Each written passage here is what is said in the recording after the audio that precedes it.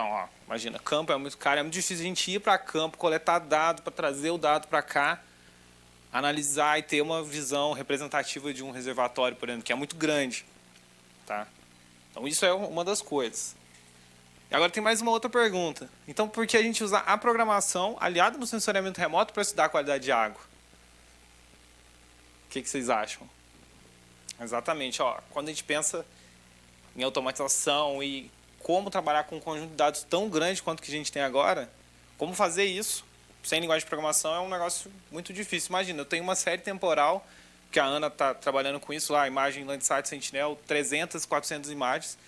Como que eu vou fazer isso sem algum tipo de automatização? Então, é uma coisa que a gente tem que pensar bastante. E aí a gente volta, né? Imagina ali que eu quero estimar concentração de clorofila, que é um pigmento que está presente nas células de algas, tá? E que pode ser bastante tóxico, dependendo se eu tiver com células de cianobactérias, etc. O que eu precisaria fazer? Então, eu precisaria ir para o meu reservatório, que às vezes é longe, alugar um barco, aí ir lá nesse lugar, ir no ponto que eu quero medir, coletar água, igual tem o mocinho Rogério pegando uma água ali, vai pegar essa água, vai levar para uma base que a gente está, ou vai fazer uma filtragem dessa água no barco. Isso gasta tempo, gasta dinheiro, gasta reagente. Quando a gente volta de campo, a gente tem que fazer todo um processo em laboratório. Então é muito difícil fazer isso. Além só de coletar, se fosse só ir na água também seria tranquilo, né? Precisar de barco, passeando na água, pode ser até gostoso. Só que muitas vezes a gente tem que ir em lugares, isso é na Amazônia, que é muito longe, que às vezes a gente precisa andar 20, 30, 40 minutos no meio da floresta com um tanto de equipamento para conseguir ir no ponto que a gente quer medir naquele lago e depois tem que voltar. Então é complexo. E, além de tudo, quando a gente pensa em monitoramento de grandes áreas, isso aqui é um exemplo de um lago lá na Amazônia também, ele tem quase 100 quilômetros de longitudinalmente, então ele é muito grande. Então eu precisaria de uma quantidade de dados muito grande para coletar e ter uma visão que fosse razoavelmente representativa de lá. Pegando um barco. E é muito difícil e muito caro. Então, qual a alternativa que a gente tem, pelo menos na tecnologia que a gente tem agora? Isso aqui também é um outro exemplo. Imagina, isso aqui é mais complexo ainda. Isso aqui é um mapa de transparência da água lá para a Amazônia, ou pelo menos para um pedaço da Amazônia. Imagina como conseguir um negócio disso com dado de campo. Eu quase diria que é impossível de fazer isso, porque você não tem condição de pessoal e tecnológica para isso. Então, a alternativa que a gente tem, dentro desse nosso contexto, é o uso de sensoriamento remoto, porque ele vai oferecer o que a gente chama de visão sinótica, com uma alta amostragem temporal e um baixo custo. Claro que depois que o satélite lançou, né? Porque antes ele vai custar lá, sei lá, 300, 400 milhões de reais ou muito mais que isso. Então, é isso que a gente pensa no sensoriamento remoto. Deixa eu só tirar um negócio aqui. Isso que a gente pensa no sensoriamento remoto para utilização dentro de monitoramento de qualidade de água. E deixa eu só tirar um negócio que eu não consigo chegar nesse lugar. Aí. Então, pessoal, a ideia aqui é ter um... Aqui tá pra cima. Só um breve histórico de como que o sensoriamento remoto começa ali em ambientes aquáticos. E aqui eu vou falar, tem um pessoal que é de oceano aí, então vou falar de águas interiores, que são águas continentais, tá? Que são águas que estão no meio do continente. Então, antes de 2000, principalmente, a gente tinha uma limitação tecnológica relacionada a sensores muito grande. Então, tinha uma resolução espacial, né, o tamanho do pixel, a resolução radiométrica e a resolução espectral, elas não eram suficientemente boas para águas interiores. Isso continuou até ali para 2010, 2015.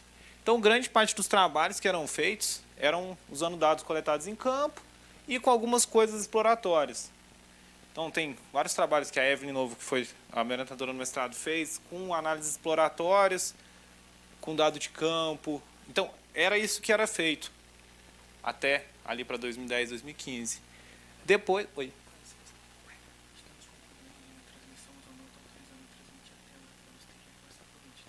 Ah, tá bom. O pessoal lá não tá vendo, então. Não, vou compartilhar para ti o link do Meet. Tá bom. Pera aí, gente. Pequenos problemas técnicos.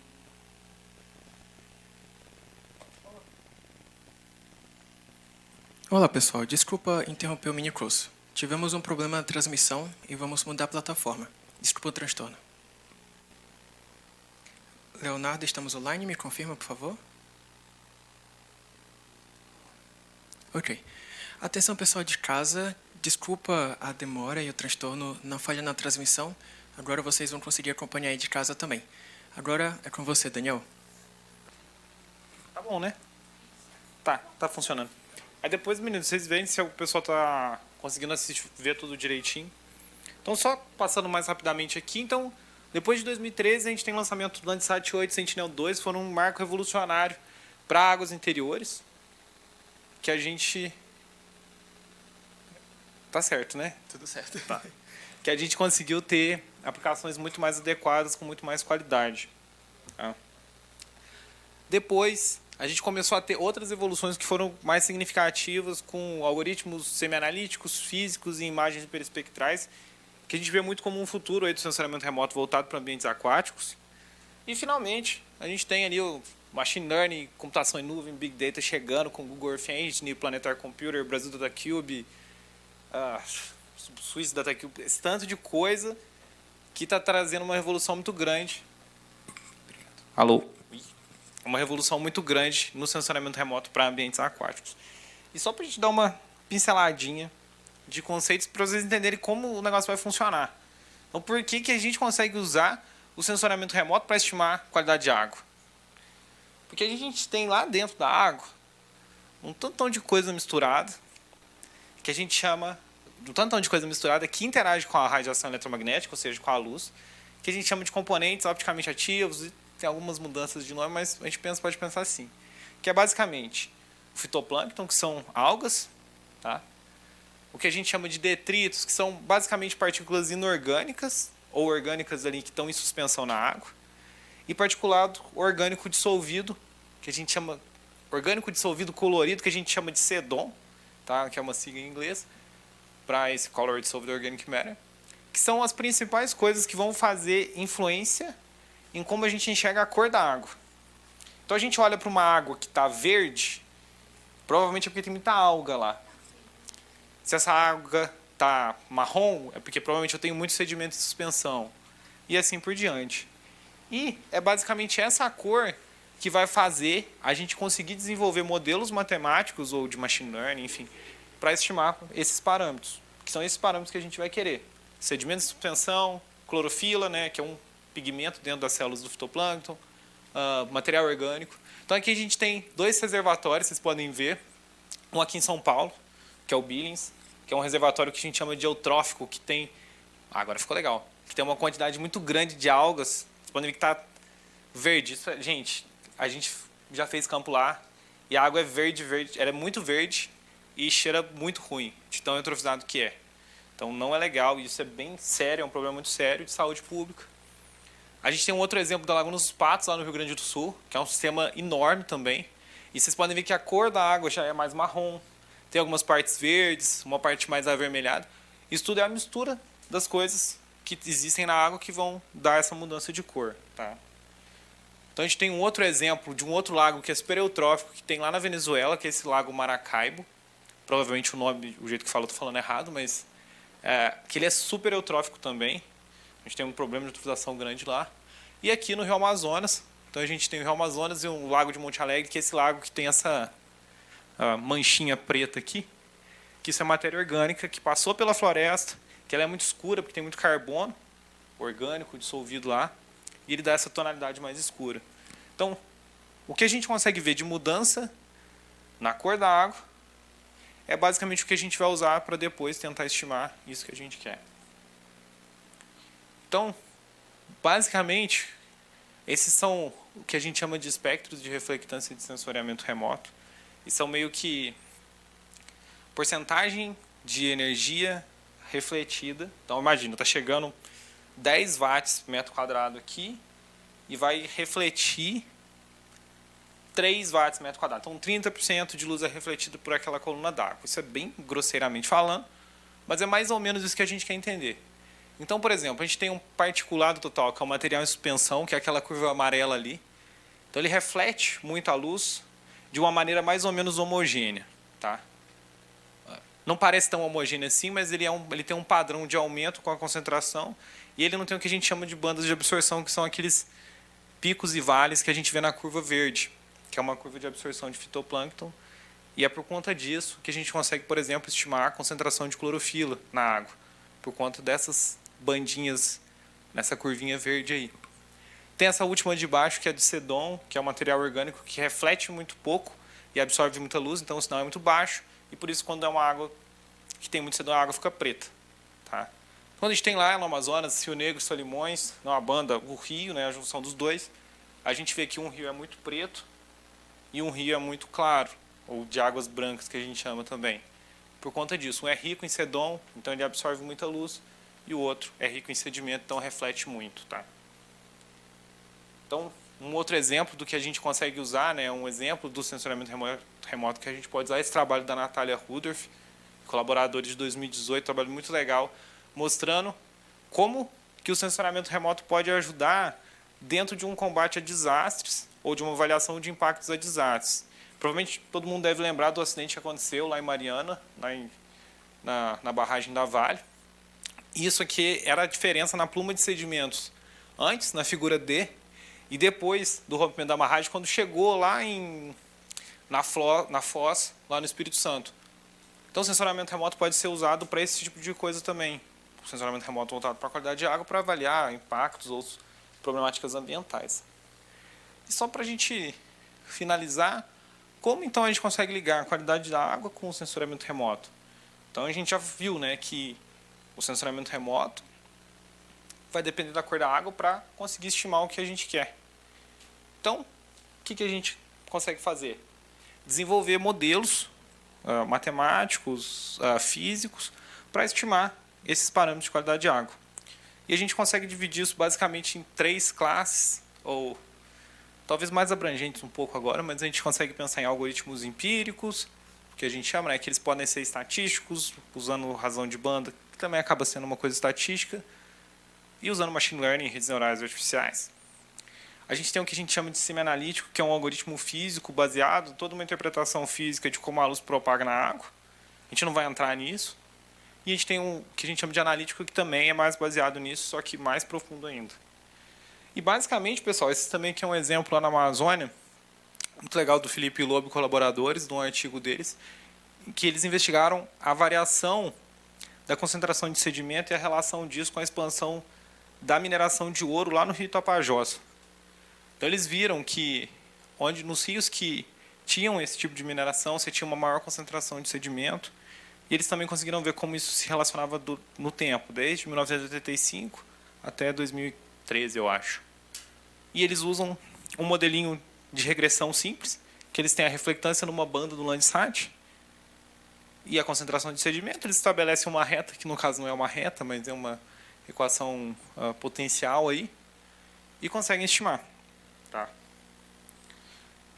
Mas algumas vezes só uma regressão não consegue explicar, porque o que tem dentro da água é muito complexo. Então eu preciso ter um modelo matemático que é mais robusto.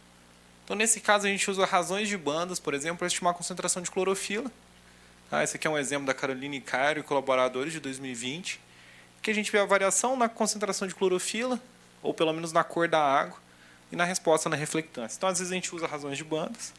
Só que isso funciona muito bem quando a gente está trabalhando em um reservatório único, que a variabilidade não é tão grande, principalmente a variedade nos que a gente chama de tipos óticos de água. E agora, quando a gente quer abranger as coisas um pouco mais, ou aumentar a nossa área de estudo, eu quero pegar São Paulo, ou o Brasil inteiro, ou o mundo inteiro. Então, um modelo linear simples não é capaz de descrever ou de entender todos os processos que vão acontecer na água ali. Então eu preciso ir para o nosso queridíssimo machine learning. Esse aqui é um exemplo de um artigo já bem antigo, de 2012, que eles usaram multilayer perceptron. Agora sim, a gente vem usando muito o Random Forest, a Support Vector Regression, vários outros tipos de modelos que acho que talvez para muitas pessoas pode até ser uma coisa relativamente simples. Né? A gente não está com deep learning super complexo ainda. Até porque os conjuntos de dados que a gente tem não são muito grandes. A gente não consegue... Tem lá os maiores datasets, é da casa de 5, 10 mil pontos. Então, muitas vezes não é suficiente para eu treinar um modelo de Deep Learning com uma acurácia tão boa. Mas esse a gente vê como um futuro de sensoramento remoto voltado para a qualidade de água. E é muito do que a gente vem fazendo dentro daqui do INPE, dentro lá do LabISA, né, que é o Laboratório de Instrumentação de Sistemas Aquáticos aqui do INPE, com o Dr. Cláudio Barbosa, com a Evelyn Novo e com os meninos que estão aqui, o pessoal que apresentou, que vai apresentar também, que o Pedro vai apresentar um trabalho amanhã. Então, algumas coisas que a gente vem fazendo e vem vendo que modelos de machine learning realmente são uma coisa que vem funcionando muito bem. E aí eu trouxe, só para a gente dar uma finalizada aqui, um exemplo do projeto, de um dos projetos principais que a gente tem lá no laboratório, que é o MapaQuali, que é a ideia de ser um sistema de monitoramento contínuo de águas interiores aqui no Brasil. Então, a ideia é a gente colocar e subir modelos de sensoramento remoto lá dentro, vem usando toda a infraestrutura que tem no BDC, o stack do BDC para subir os dados e para trabalhar os dados lá dentro. Tá? Então, tem um grande agradecimento aí para a Karine Ribeiro também. Só para vocês verem, eu não sei se vai dar o sonzinho. Talvez não. Você já ouviu falar no projeto MapaQuali? Eu vou falar que eu acho que é melhor. Então, a ideia... Hã? Tá? Porque eu acho que eu que estou reverberando A aqui. partir de imagens de satélite. Legal, né?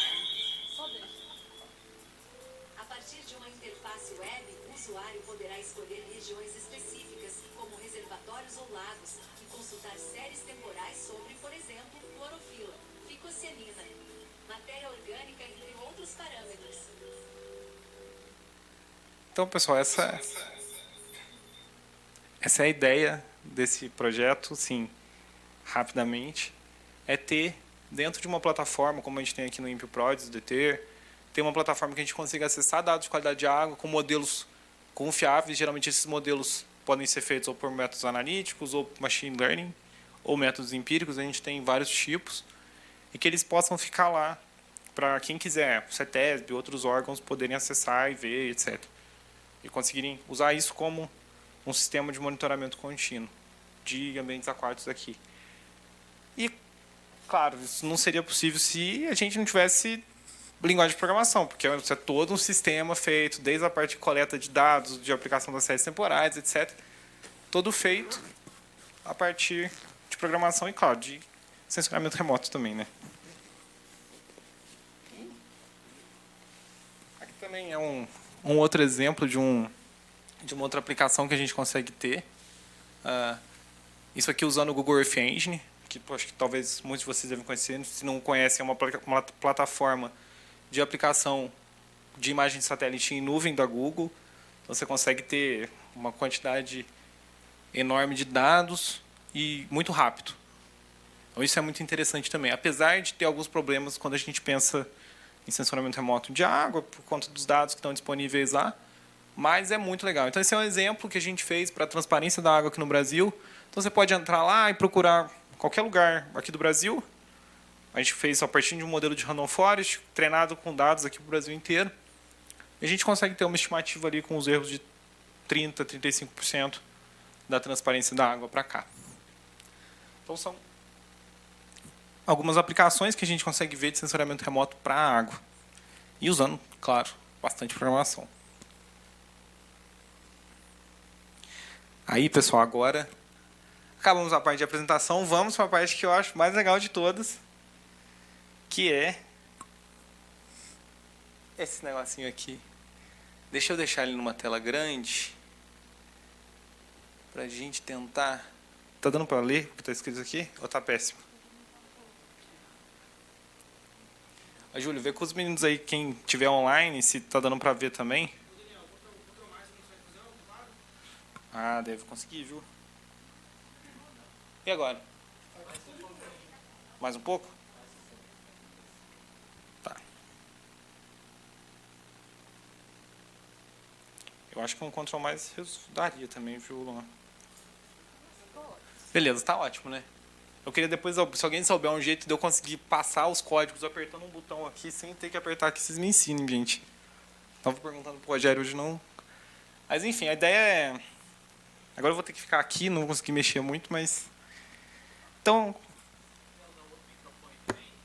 Oi. Funciona? Tá, eu prefiro. Tá. Então, pessoal, tudo que está aqui está no GitHub que a Aline mandou ali para vocês hoje, tá? Então tem tudo lá, todos esses códigos, esses projetos de R. A ideia aqui não é ser uma aula de R, tá? Então é mais ser uma aula de como a gente pegar um dado de sensoriamento remoto e transformar isso em alguma coisa que funcione, ou visível, um mapa de qualidade de água, tá? Então o que a gente vai fazer aqui, eu até queria ter botado o mapinha aqui, mas eu não botei. Mas paciência, a gente vai ver no fim. O que a gente vai fazer é assim. Lembra que a gente viu lá que tem várias opções de modelos e etc. que a gente pode usar. Então a gente vai usar um conjunto de dados, que é um conjunto de dados medido por pesquisadores do mundo inteiro. Fizeram uma compilação desses dados. Tá? Então eu tenho dado de medida de campo, é o que a gente falou lá, precisa ir para campo, coletar dados. Então muitas pessoas fizeram isso, compartilharam os dados e fizeram essa base de dados. Então a gente vai usar ela para treinar um modelo de estimativa de material em suspensão lá para a Laguna dos Patos, lá em Porto Alegre, que é um lugar que a gente vê que tem bastante variação da concentração de sedimento, etc. Para a gente poder dar uma entendida como é essa aplicação, tá? Então esse é o nosso objetivo. Sair com o modelo, ver como a gente treina e valida esse modelo e aplica numa imagem que a gente vai usar o stack do BDC. Na verdade, a gente vai usar o stack do Planetary Computer com o RStack que foi feito aqui pelo pessoal do INPE para acessar e processar esses dados, tá? Então, pessoal, a gente começa aqui primeiro, aqui no R, muitos de vocês devem trabalhar com R com Python aí, então aqui eu estou carregando as bibliotecas que eu vou usar, tá? Se eu não tiver essas bibliotecas instaladas, eu uso meu install.packages e o nome do pacote, o nome da minha biblioteca, tá? Então eu vou carregar. Então esse data table aqui é um pacote que eu gosto de usar bastante para ler arquivo Excel, CSV, não Excel, arquivo CSV aqui dentro do R.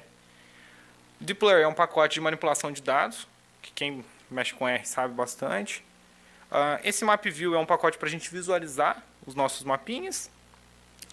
Esse Performance Analytics é um pacote para a gente fazer alguns gráficos de dispersão para a gente entender como que a concentração de sedimento se relaciona com os dados de reflectância. E esse pacote de terra aqui é o pacote que a gente vai usar para trabalhar com o dado raster aqui dentro, tá?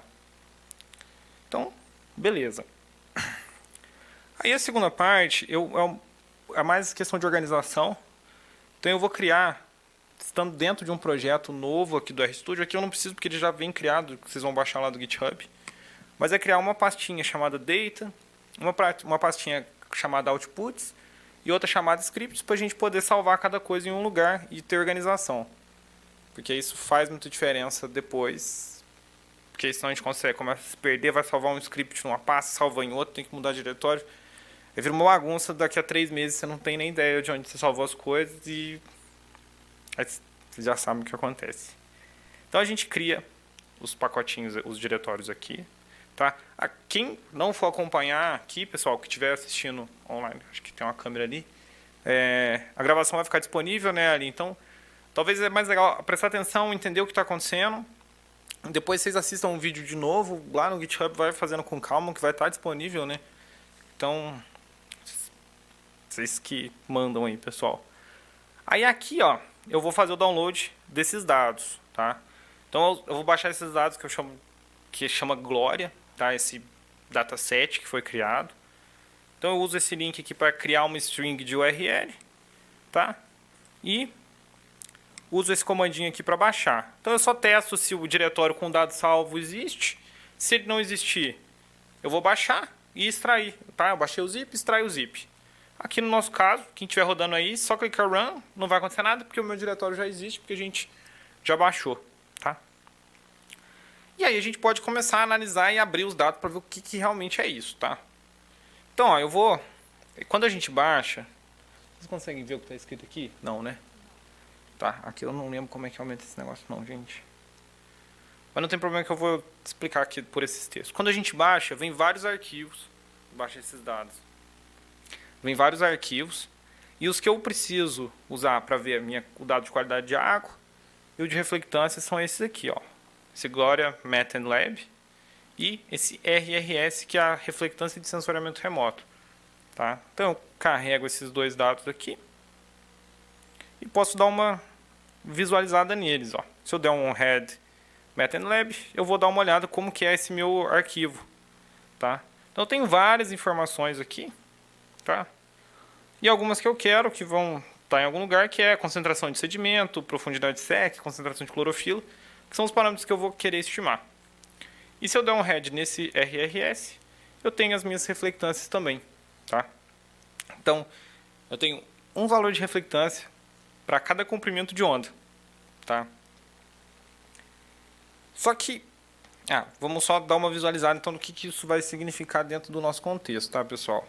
Então tem uma reflectância para cada comprimento de onda, né? Que foi lá o João, a Maria ou sei lá, a pessoa X foi lá num lago da Alemanha, mediu e compartilhou lá com esse grupo esse dado, tá aqui.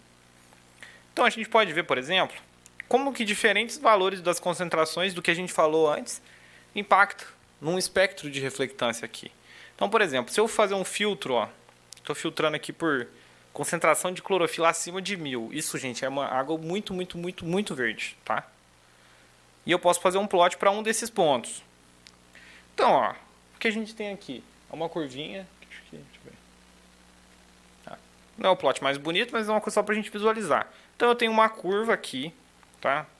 Isso aqui é um que a gente chama de espectro de reflectância, que parece muito aquele que a gente viu lá na figura de antes. Lembra que estava verde, que tinha um marrom, verde e um cinzinha? Então, esse aqui é para ser um espectro característico de um lugar com alta concentração de clorofila.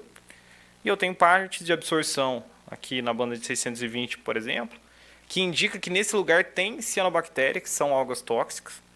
Então, só por isso a gente já consegue ver. Isso aqui indica que tem muita clorofila, e essa diferença desse pico indica mais ainda isso. Tá? Então, quanto maior a distância daqui para cá, significa que eu tenho mais clorofila. Então, isso é tudo uma interpretação, comportamento espectral de alvos que a gente vai fazendo. E dentro de toda a análise exploratória que a gente faz, porque é importante também para a gente entender o que a gente está vendo. Então, se eu filtrar agora, por exemplo, muito sedimento, vocês vão ver que vai mudar totalmente. Olha só, na mesma escala que estava, hein? Olha como não tem nada a ver uma coisa com a outra.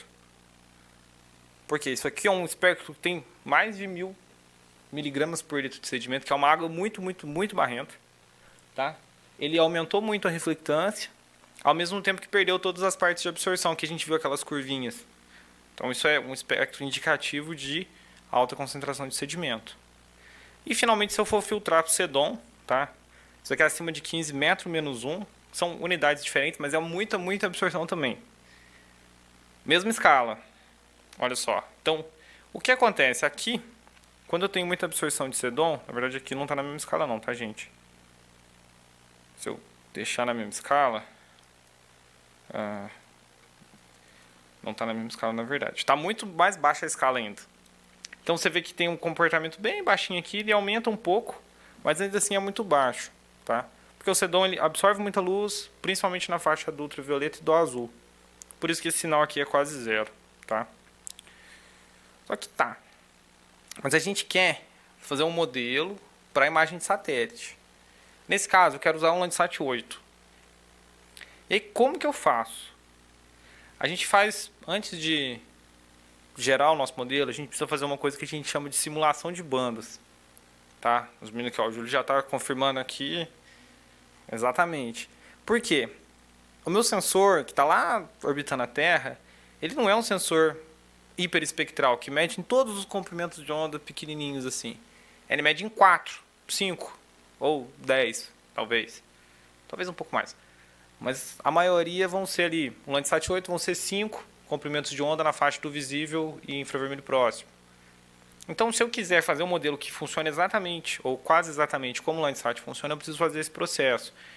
Que é basicamente eu pegar o que a gente chama de função filtro, fazer uma integração dentro do sinal que eu tenho de reflectância aqui. Só que tem alguns pacotes que dá pra gente fazer isso, tá, gente? Então a gente não vai ficar pensando muito nisso. Mas se vocês quiserem, podem dar uma olhada nesse pacotinho aqui que chama Band Simulation, tá? Que ele tem alguns sensores. Então, eu já instalei ele. Se vocês quiserem instalar, é só usar esse Install GitHub, que é um pacotinho que está no GitHub. E aí eu vou fazer uma formatação para esse espectro entrar do jeito que eu preciso entrar dentro da função, tá? Que eu preciso que os pontos estejam nas colunas e os comprimentos de onda no eixo das linhas aqui. E vou rodar essa função aqui, ó, OLI Simulation. OLI é o sensor Operational Land Imager do Landsat 8. E que eu falo para ele, ó, qual o espectro que eu quero, esse meu espectro formatado, e o nome dos pontos, que são o nome das colunas. E aí ele vai rodar, isso que pode ser que demore um pouquinho, mas não vai demorar muito.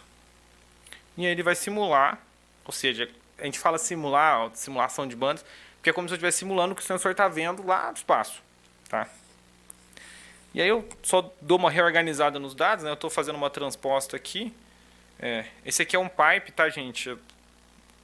É como se eu pegasse o resultado dessa funçãozinha aqui e jogasse dentro desse meu T, tá? É o meu passando meu argumento para cá.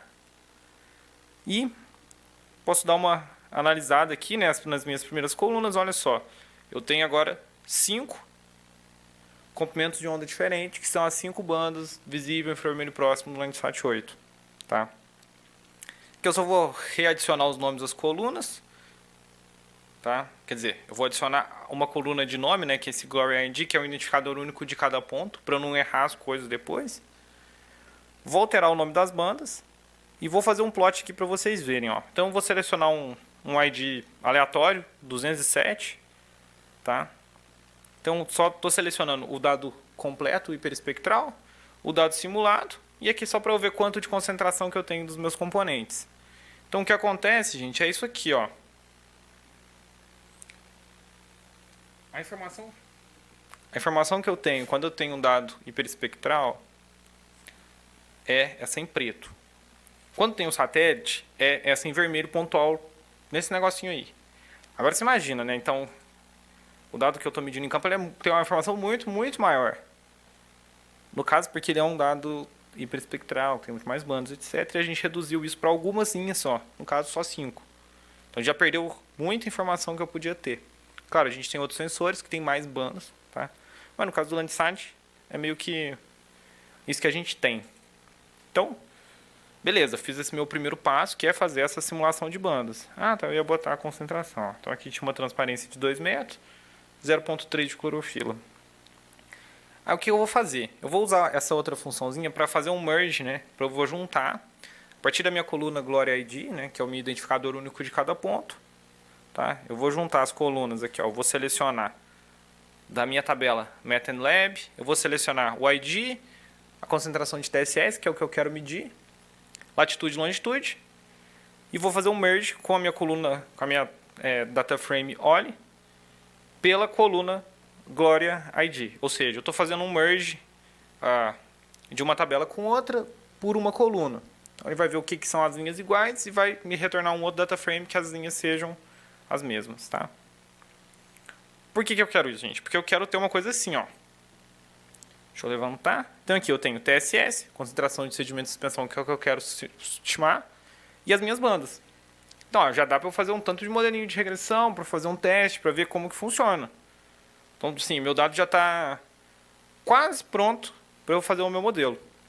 Então a gente consegue também antes fazer algumas coisinhas, tá? Primeiro, vocês vão ver, ó, por exemplo, eu tenho aqui, ó, NA. Então, nesse dataset, não são todos os pontos que tem dados. Então, eu preciso primeiro remover os non-data, né, que eu tenho. Então, eu vou fazer essa remoção aqui, usando essa funçãozinha aqui, né? Então, tudo que for falso, o meu NA, na coluna TSS, eu vou remover. E eu vou remover também tudo que for maior que 1000 e tudo que for maior que 1000 e menor que 1. Porque às vezes esses dados são muito baixos ou muito altos e acabam confundindo na hora de treinar meu modelo, tá? Especificamente nesse que eu quero fazer. Então eu excluí também. Se a gente for ver que a gente já diminuiu, ó, agora eu tenho 4.200 pontos. Não tem mais nenhum NA aqui também. E vocês vão ver que vai ser tudo acima de 1 e abaixo de 1000. Quer dizer, não dá para ver aqui, mas vai ser, a gente confia. Aqui eu vou calcular um índice também. É uma razão do infravermelho próximo com o vermelho, que é uma razão muito usada aí por muita gente para fazer estimativa de sedimento de suspensão. Tá bom? E eu vou somar um aqui, porque... Não, na verdade não precisa. Às vezes a gente faz isso porque a gente vai aplicar algumas contas de log E quando eu faço uma diferença normalizada, se eu quiser aplicar um log, não faz sentido porque ele vai variar de -1 a 1. Tudo que for menor que 0, se eu botar um log, vai perder. Então eu vou tirar esse 1 aqui porque eu não vou aplicar esse log. E aí eu posso checar. Então, o modelo que a gente vai poder gerar vai ter 4.267 amostras para um pouco menos de 10 amostras de treinamento, porque nem todas serão usadas aqui como treinamento. Então vão ser 1, 2, 3, 4, 5, 6 bandas ou 6 variáveis que a gente vai poder usar para predizer o que a gente quer, que no caso é a concentração de sedimento. Tá? Aí a gente pode usar aqui fazer uma avaliação dos dados aqui com o Summarize, para ver os máximos, os mínimos. Então, o mínimo do TSS, por exemplo, é 1, uma mediana de 10, com uma média de 23 miligramas por litro, e um valor máximo de 844. Você vê que tem uma variância muito grande, ele é super não normal, né? Então, se eu aplicar um teste de normalidade da distribuição desse dado, ele provavelmente não vai dar normal. Talvez um modelo empírico de regressão simples não seria a melhor condição para isso. Tá? O pessoal da estatística aí também me corrija se eu estiver errado. E aí eu vou fazer aqui, eu tinha aplicado um log aqui, não quero mais. Então eu vou fazer agora um plotzinho para a gente poder ver as correlações entre os dados. O que é isso, né, Daniel? Vocês vão ver aqui. Então, basicamente uma análise de correlação, usando esse chart correlation, eu consigo fazer uma correlação rápida aqui, uma análise bem rápida, dessas várias variáveis que eu tenho. Mas o que importa para a gente é, o meu TSS é esse que está aqui em cima, isso aqui é a correlação de Pearson dele com a significância, né? 3 pontinhos, p-valor menor que 0.05, ou 0.01, eu acho. Então, o que eu vejo aqui na faixa do infravermelho próximo, por exemplo, eu tenho uma correlação super alta, razoavelmente alta. Mas pensa que vocês estão no mundo inteiro, gente. É muita coisa para uma banda única explicar tudo. Tá? Então, 0.54 de correlação com a concentração de TSS, só essa variável. Então, ela já explica alguma coisa. E aqui eu consigo ver um gráfico de dispersão disso. Então, isso aqui serve para mim, não, claro, nesse caso aqui, mas para a gente poder pensar, tais variáveis eu não quero usar, ou tais eu posso tirar, ou talvez não precise usar, sei lá, essas duas bandas do azul aqui, que tem uma correlação super alta. Enfim, a gente faz uma análise exploratória antes da gente continuar os dados para a gente conseguir entender o que está acontecendo. Aí, antes da gente continuar aqui, a gente vai só fazer um exemplinho para vocês verem a distribuição desses dados também. Porque eu estou falando que tem os dados para o mundo inteiro e tal, mas onde que está, né, Daniel? Então, eu vou transformar esse meu dado num vetor aqui, usando esse vect. E depois eu vou transformar de novo ele num objeto do SF, que é um simple feature, para eu conseguir plotar usando um mapa dinâmico aqui dentro do R. Tá? Então, eu vou rodar essa linha de código e a gente vai conseguir ver dentro de um mapa dinâmico a variação dos nossos dados. Ó. Então, realmente, a gente tem bastante ponto. Tá? A gente consegue mudar aqui para um Word Map, mas ficou meio feio. Tá, agora ficou mais legal. Então a gente vê que tem uma distribuição razoável aqui na América do Sul. Talvez não tão razoável quanto o que a gente tem nos Estados Unidos e na Europa, e bastante na Ásia também. Tem bastante coisa aqui na Oceania. Então, mas essa é a distribuição dos pontos que a gente tem com valores válidos de TSS e de reflectância. Então a gente quer o quê? Pensa só, gente, como esse negócio é legal. Então eu quero pegar essa base de dados que tem dado do mundo inteiro, para eu transformar num algoritmo para estimar a concentração de sedimento lá na Lagoa dos Patos, que nem tem dado lá. Na verdade, essa não é a melhor opção, a gente vai ver ali na próxima parte qual seria a condição ideal. Mas essa é uma condição que, por exemplo, eu quero estimar num lugar que não existe dado, eu posso fazer isso. Claro, eu vou ter um erro embutido nisso razoavelmente grande, mas dá para fazer. Então, não vai ser super bom, mas vai ser alguma coisa que a gente pode sair de uma ideia de quanto que tem de concentração de sedimento. Tá? E aí a gente finaliza esse pedaço salvando. Então, eu vou salvar aqui um CSV. Tá? Então, eu uso esse write.table. Tá? Vou salvar esse objeto merge que eu criei com esse nome, lá na minha pasta de outputs, tá? E sem nome de linhas. Então eu salvei o dado, que é esse meu dado preparado, para eu poder entrar na segunda parte, no meu modelo de machine learning, que vai ser a parte de eu treinar esse modelo, e depois fazer uma parte de treinamento e validação, e a gente vê como aplicar isso na minha imagem. E aí a gente vai tomar um café. Sim, gente, agora nós vamos dar uma pausa, vamos pro nosso coffee break, tá bom? Até 12h45, depois voltamos todos para cá para continuar com o mini curso do Daniel. Tá bom? Muito obrigada. Chique. Coxinha, uma empadinha vegetariana muito boa. Um agradecimento ao Júlio lá que trouxe uma empadinha vegetariana pra mim, muito gente boa. Mas vamos lá, pessoal. Então, voltando. Então, pra gente recordar o que a gente fez antes. Então, a gente tratou os dados. Na verdade, a gente não fez nada muito importante. Quer dizer, é muito importante, mas a gente não chegou a fazer modelo, não chegou a fazer nada ainda. Então, o que a gente vai fazer agora, quem estiver acompanhando aí, a gente tem dentro da pastinha scripts aqui, a gente tem o script número 2, que é Model Development, que a ideia agora é a gente gerar um modelo de Random Forest, treinar ele, validar ele, calcular umas métricas estatísticas e depois fazer o treino final dele com todos os dados. Aí depois a gente vai aplicar na nossa imagem lá que a gente vai pegar lá do stack, tá? Então eu vou carregar aqui os pacotes que a gente vai usar. Então data table.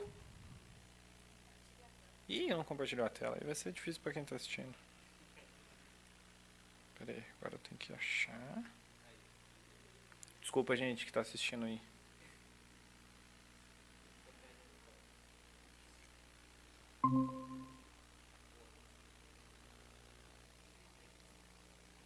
Tá. Então, pessoal, a gente abriu para quem não estava assistindo online e não conseguiu ver. Eu vim aqui na pasta scripts, tá? Então tem scripts, Model Development, número 2, tá? Vocês abram ele e vai carregar aqui bonitinho, tá? Eu vou clicar aqui para deletar todas as coisas que eu tinha criado antes, tá? Então a ideia também disso aqui é que cada script seja independente do outro. Então eu tenho um, salvo um resultado final, tenho o meu produto, vou abrir o segundo, ele é independente, tá?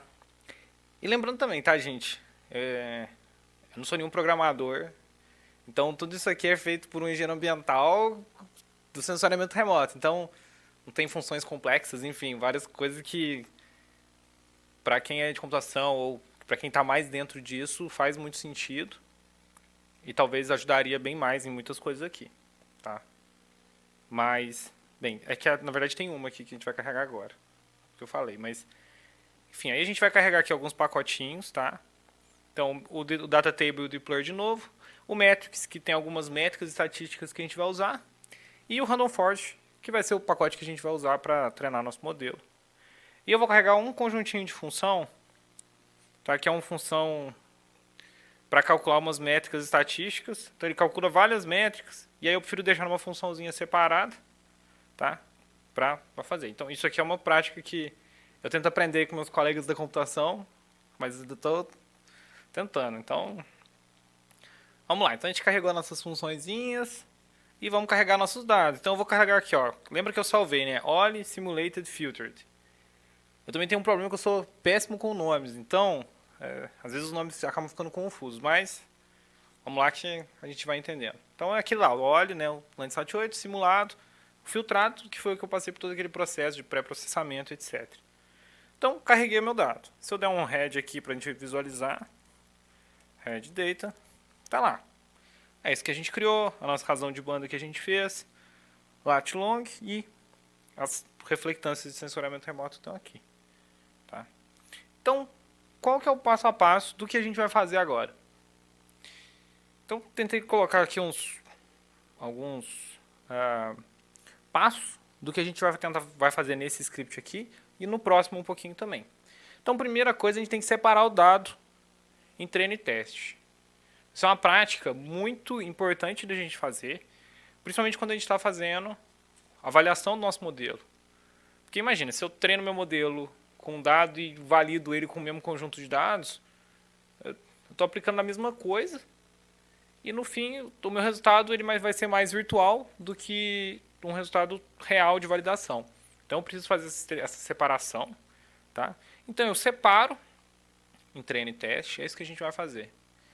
Calibro o modelo com dado de treino e valido o modelo com dados de teste ou dados de validação. Idealmente, o que a gente gosta de fazer é fazer esse processo muitas vezes. Porque aí a gente garante que a gente está tendo um conjunto de dados que varia em cada uma dessas repetições. E eu consigo, no fim, ter, por exemplo, eu rodo com 1000 conjuntos de dados de treinamento diferentes, 1000 conjuntos de validação diferentes, e eu vou ter uma função de distribuição de probabilidade, por exemplo, de uma métrica de erro que eu quero.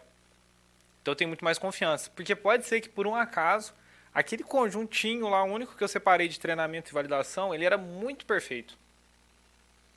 E aí deu um R quadrado de 0,95 e um erro de 10%. Naquela divisão que eu fiz. Só que se eu rodar de novo, pode ser que o erro caia para 80. Se o meu dado for um pouco mais normalizado, pode ser que isso não ocorra, uma variação tão grande. Mas às vezes acontece. Então o ideal é a gente fazer um looping que eu consiga variar o dado de treino e teste várias vezes. Tá? Mas aqui a gente não vai fazer isso, porque aqui a gente vai fazer uma vez só, porque a gente não tem muito tempo. Aí, depois que eu fiz essa parte, eu calculei as minhas métricas estatísticas e vou criar o modelo, eu chamei aqui de full model, né, baseado em todos os dados. Então, aqueles 4.000 pontos, eu vou treinar. Depois que eu fiz todo o processo de validação, e esse processo de validação a gente usa muito quando a gente quer avaliar vários modelos. Eu quero ver qual que é o melhor modelo para estimar TSS, por exemplo. Em vez de eu testar o Random Forest só, eu poderia testar Random Forest, Support Vector Machine, Extreme Gradient Boosting, um tanto de coisa diferente.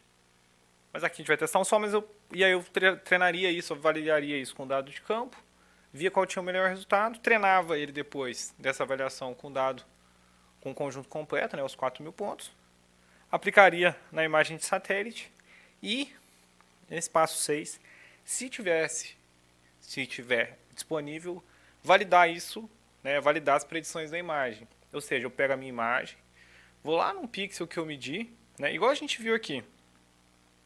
Por exemplo, eu vinha nesse pixel aqui, ó, sei lá, vamos pegar um aqui no Brasil. Esse aqui é lá em Bitinga, ó.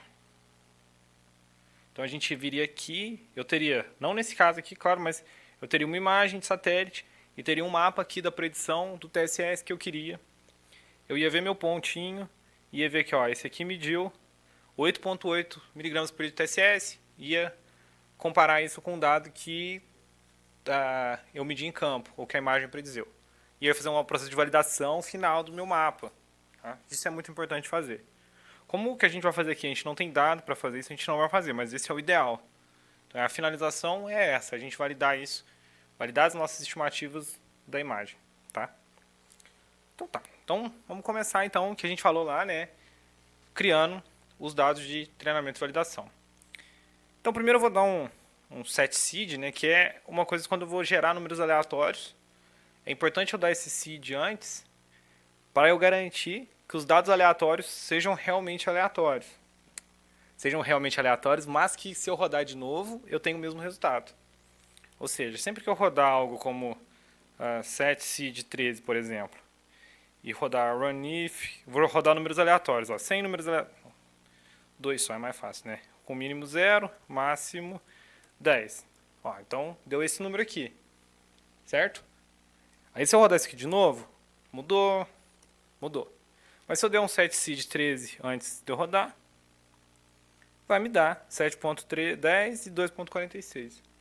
Então eu garanto que o meu conjunto de treinamento e validação vai ser o mesmo toda vez que eu rodar esse script de novo com esse seed aqui, tá? E aqui eu botei um seed igual a 13. Então eu vou usar essa funçãozinha de sample aqui para eu dividir entre treino e teste. Como eu vou fazer isso? Então, ó, eu quero fazer um sample, tá? Que os meus valores vão variar de 1 até o número de colunas do meu dado. Então eu posso escolher entre 1 até o número de colunas, que são 4.200 e alguma coisa. O meu tamanho vai ser 70% daquilo, porque eu quero 70% para treino e 30% para validação. E sem replace, né? Sem substituição. Então ele vai me dar aqui a posição, tá? Das linhas que eu vou usar para treino e das linhas que eu vou usar para validar o meu modelo. Então, Aqui, ó. Então, se eu fizer essa rodada aqui no R, né, a gente usa esses colchetes para selecionar linhas e colunas.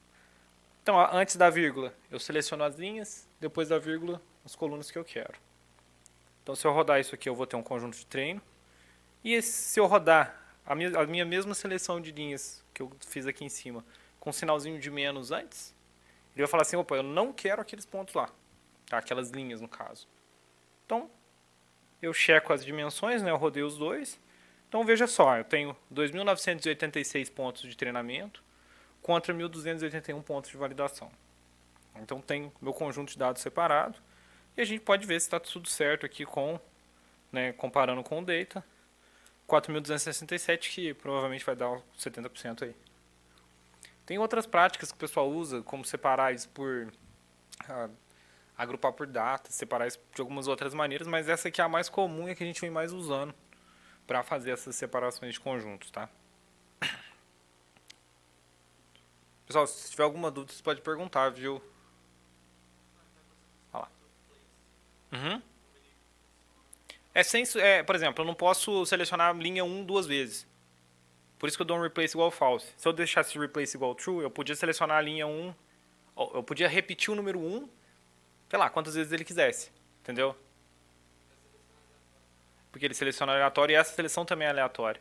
Porque imagine que o número é só o número da linha. Então eu quero selecionar o número das linhas entre 1 e 4.270, por exemplo, que é o conjunto que eu tenho completo. E eu quero selecionar só 70% disso, que é 2.986. Mas eu não posso que a minha linha 1 repita 3 vezes. Porque selecionei uma, eu não preciso selecionar ela de novo outras vezes, entendeu? Por isso a gente usa esse replace igual falso. Porque, por exemplo, se eu... sei lá, vamos trocar aqui pra ver. Então botei true, ó. Tá vendo? Ele já deu um bug aqui que... não sei nem o que ele deu, mas ó, 2.906, 2.109. Então já tá diferente o meu tamanho do meu ponto válido. Porque, ó lá. Porque eu acho que ele removeu menos coisas do que deveria ter removido. Porque tinha uma duplicidade lá. Então é por isso que a gente usa esse replace igual falso. Certo? Não. Então agora voltamos tudo certinho. Nem sei se estava igual, né? 2.936. Tava. Mas o outro não. Então beleza. Então temos o nosso conjunto de treino e teste. E aí a gente já pode começar a aplicar e começar a treinar o nosso Random Forest. Tá? Então, a função do Random Forest aqui para começar o modelinho é Random Forest. Super ótima. E eu vou dar para ele o quê? A variável que eu quero estimar, que é o TSS, né? Total de sedimentos em suspensão. Esse tracinho aqui é como se fosse um tracinho de fórmula, né? Isso aqui vai ser função de...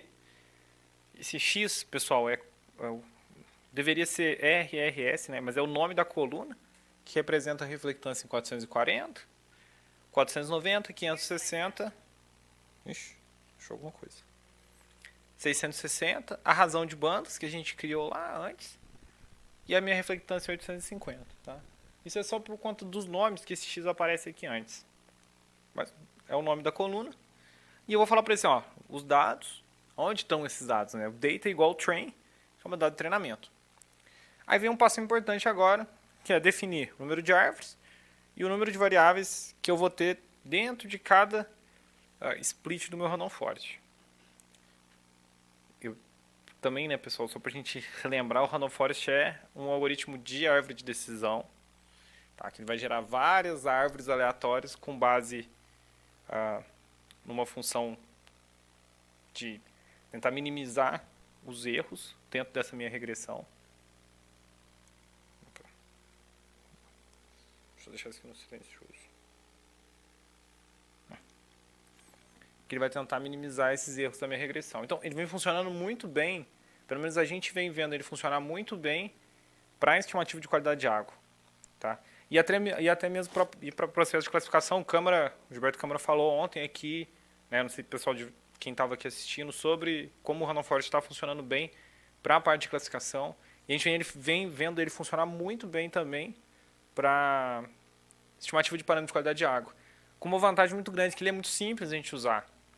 Está disponível em quase todos os lugares. Em alguns testes que a gente fez, comparado com outros modelos que eram bem mais complexos, apesar do Random Forest ser um pouquinho pior, mas esse pouquinho pior não era tão significativo que poderia justificar uma aplicação extremamente mais complexa do que uma linha de código. Tá? Então é uma coisa importante. Mas é isso. Então ele funciona como uma árvore.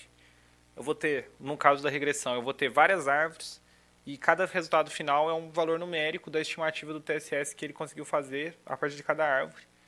O resultado final daquele ponto vai ser uma média de todas as árvores que eu estimei, tá? Então, nesse nosso caso, aí a gente pode tunar, a gente pode mudar esses parâmetros de árvore. Se eu quisesse botar, sei lá, 500 árvores, por exemplo, posso colocar. Isso aqui são o número de variáveis em cada split, que pode, o máximo pode ser o número de variáveis que eu tenho, né? Então, em todas as minhas árvores, todas as variáveis vão estar lá dentro. Geralmente a gente usa a raiz quadrada do número de variáveis que a gente tem, como um padrão aí. Então eu vou botar 3, que não é a raiz quadrada de 6, mas para não ser duas variáveis só.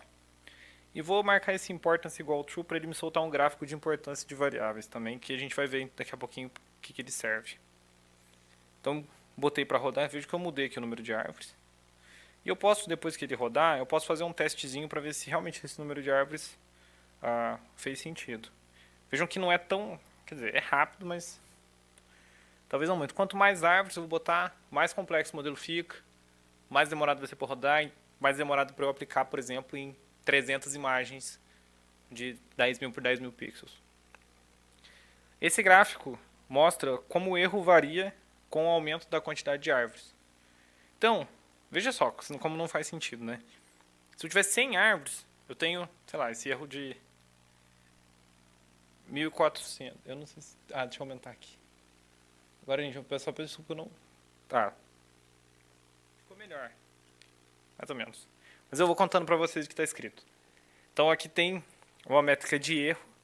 E eu tenho o meu erro. A métrica de erro e o número de árvores. Então, o meu erro, ele estabiliza aqui. Isso é 100. Então, por exemplo, 100 árvores não faz nenhuma diferença para 200, que não faz diferença nenhuma para 500. Então, eu não preciso gastar um tempo grande para treinar meu algoritmo, um esforço computacional grande, sendo que com 100 ou 200 árvores eu tenho o mesmo resultado. Tá? Essa aqui é a ideia. Então, a gente vai voltar e eu vou botar aqui 100. E olha como vai ser mais rápido. Só um pouquinho. Tá, já foi. Então, antes demorou, sei lá, 10 segundos, agora demorou 2. Aqui parece que não é muito, mas quando a gente expande isso para uma coisa maior, imagina, eu preciso rodar isso aqui 1.000 vezes ou 2.000 vezes. Essa diferença de tempo começa a ser bem significativa. Tá? E aí eu também posso fazer esse plot de importância. Não dá para ver nada, né? Então, ó, aqui, o que ele está mostrando? Mostra quanto que aumenta ou diminui no meu erro quando aquela variável está fora do meu modelo de treinamento. Tá? Então, eu vi aqui que a minha variável no azul está sendo mais importante. Pode ser porque eu tenho muito dado com uma concentração baixa de sedimento, porque isso não faz... não deveria ser tanto assim, mas a gente pode pensar, porque eu tenho muitos pontos com baixa concentração de sedimento em águas que são oceânicas também, e talvez por isso está dando essa relação. Mas a gente consegue ver quais são as variáveis que foram mais importantes dentro da nossa estimativa que a gente quer, que é a de TSS. E aí, por exemplo, eu tenho lá 50 variáveis que eu posso usar. Posso usar isso como para um sistema de seleção de variáveis. Então eu pego, eu quero pegar só as 5 ou 10 mais importantes, retiro o resto, e teoricamente isso seria razoável. Tá? Então, isso é um método também de seleção de variáveis. Tipo, tem PCA, tem vários outros, mas isso é um usando o Random Forest. E beleza, então a gente tem o nosso modelinho, 100 árvores, 3 variáveis por árvorezinha. E agora eu vou fazer a predição no meu dado de validação para eu poder calcular as métricas e saber, meu modelo está errando um X%. Tá? Então eu vou aqui fazer a predição, tá? Que é essa linha 58. Eu vou usar a função chamada predict e eu dou para ele o meu modelo e o meu conjunto de dados. Aqui meu conjunto de dados sempre tem que ter o mesmo nome, as colunas têm que ter o mesmo nome do que foi usado dentro do dado de validação, do dado de treinamento, para ele poder saber o que ele vai estimar. Por exemplo, eu criei um modelo que usa maçã e banana para estimar sei lá, o sabor, a doçura da fruta. Não faz sentido, mas... Aí eu não tenho maçã nem banana no meu dado de validação, ele não vai saber, tá? Então é por isso, ele tem que ser os mesmos nomes, tá? Se eu usei banda do vermelho e do azul com esse mesmo nome, blue e red, tem que ser isso que vai estar aqui, tá? Então eu vou dar um predict. E aí eu posso, tá? Então eu fiz um predict criando uma nova coluna dentro do meu dado de validação, tá, gente? Quando eu adiciono esse símbolo de cifrão aqui e boto um nome, se essa coluna não existir, eu estou criando uma coluna nova dentro daquele meu data frame, que é uma matriz, tá? Então fiz a minha predição e posso plotar. Então, ó. Então esse aqui é o nosso modelinho. É meio mais ou menos, né? Podia ser melhor, podia ser bem melhor. Mas imagine, a gente está rodando um negócio para o mundo inteiro num algoritmo que está usando só 6 bandas, que não é tão complexo. Então a gente tem muitas coisas que poderiam ser muito bem melhoradas. Então já pode ficar de sugestão para o Hackathon de 2024 de fazer um modelo melhor de TSS aqui. O pessoal da NASA fez um de clorofila, não sei se os meninos aí lembram desse. E o prêmio era tipo R$70.000. Mas vou tentando estimar ali, para fazer uma estimativa de clorofila. Então eles vêm fazendo uns hackathon também sobre isso. Muito legal. Porque esse também está bem simples. Enfim, não está muito bom, mas dentro das condições que a gente tem, está interessante. Porque aí a gente pode calcular aqui, ó, eu vou usar essa minha funçãozinha aqui, statCalc, que ela vai calcular algumas métricas estatísticas, tá? Então eu dou para ele o valor real, que é o valor que eu medi lá em campo, versus o predito. E eu vou dar um run. Então, dá para enxergar aqui? Dá, né? Então ele vai dar várias métricas de erro. Então eu tenho um bias calculado em porcentagem também, um map, né, que é um erro médio absoluto em porcentagem, 133% de erro. É razoável. Um coeficiente de correlação de 0,7, que é bom até. Eu tenho esse E aqui, que é uma acurácia simétrica mediana, que eu calculo a partir de algumas transformações em log. Quando o meu dado tem muito outlier, se eu usar um map, por exemplo, ele não fica tão bom. Quando é muito não normal, então é melhor eu usar uma métrica estatística que é em uma escala multiplicativa, né, uma escala log, tá? Tem um slope aqui da minha regressão, 0,58, um RMSE calculado em log de 0,77. Então, assim, em suma, o meu modelo está errando ali 60%.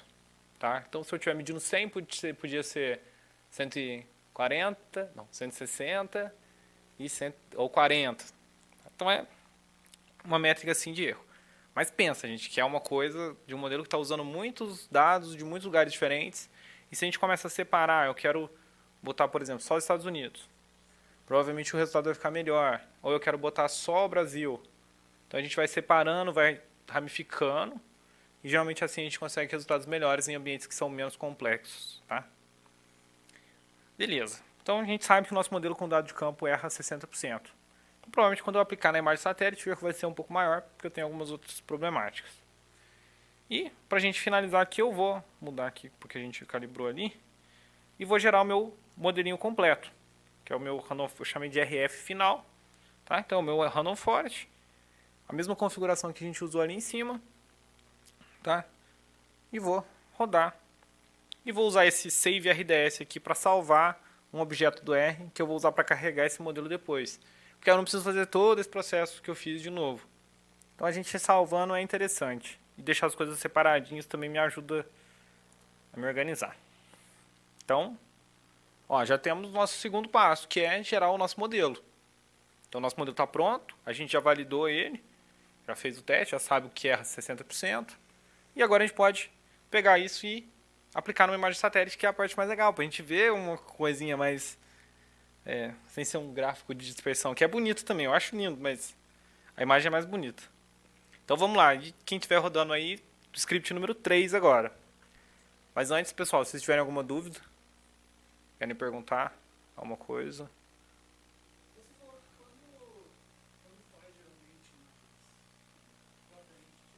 Aham. Boa, Giovanni.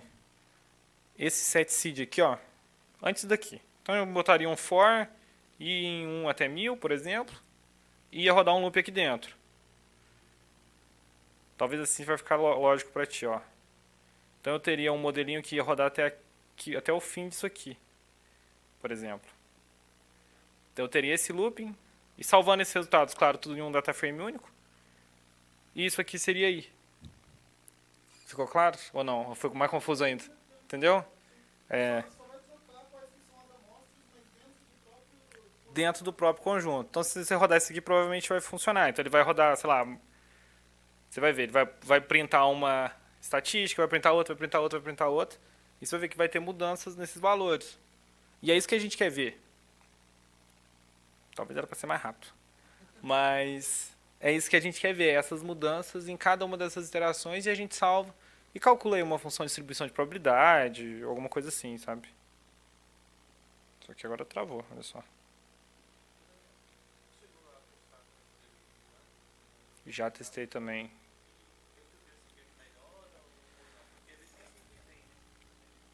Então, a gente viu que em muitos casos, pelo menos os que a gente já conseguiu testar, a gente tem limitações que é o número de dados que a gente tem. Então, a quantidade de amostras pode ser um problema para um deep learning mais robusto. Onde aplicar isso também. E a robustez e a capacidade computacional que você precisa.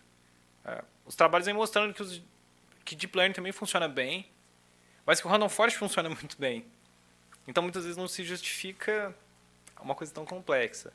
A gente está testando um outro modelo que chama Mixed Density Networks, que também é uma mistura aí de um deep learning com estatística, que também funciona muito bem, só que é bem mais complexo e a complexidade dele, tipo, o resultado é bem melhor. Tá? Ele dá uns 10%, 15% a menos de erro. Mas até que ponto isso justificaria? Bem, em muitos casos justifica, mas... e também tudo depende do dado, da complexidade e da aplicação que você quer. Mas também dá para botar, se tipo 1.000, 2.000, 3.000 amostras não for um problema, dá para testar tudo. Então, pessoal, para a nossa terceira parte, o que a gente vai fazer é... Aqui tá errado, tá? Aqui não é Sentinel, é Landsat. 8. A gente vai usar o RStack, porque agora a gente precisa o quê? A gente quer aplicar isso na imagem para fazer um mapa de concentração de sedimento lá para a Lagoa dos Patos, lá no Rio Grande do Sul. Então, o que a gente precisa? A gente precisa de uma imagem, né? Primeiro, porque sem ela não dá. Do modelo que a gente já tem. E só isso. E rodar os passos para a gente chegar lá, né? Então, por isso que esse nosso algoritmo vai fazer isso. Então, eu vou carregar todos esses pacotezinhos aqui. Talvez tenha alguns que não precisem, mas os principais que a gente vai usar aqui é o RStack, que é um pacote desenvolvido pelo pessoal aqui do INPE-BDC para acessar o stack. E a gente vai acessar, nesse caso, o stack do Microsoft Planetary Computer. Que, bem, o stack é um catálogo de dados geoespaciais que você consegue fazer buscas meio padronizadas. É bem interessante. E a Microsoft tem um hosteado que tem dados do Landsat. O BDC também tem um dado do Landsat, Sentinel, outros meninos que podem falar melhor também depois. Mas nesse caso a gente vai usar o do Planetary Computer. Tá? Vamos usar o Terra para visualizar as coisas. O MapView acho que a gente nem vai usar mais. Tá?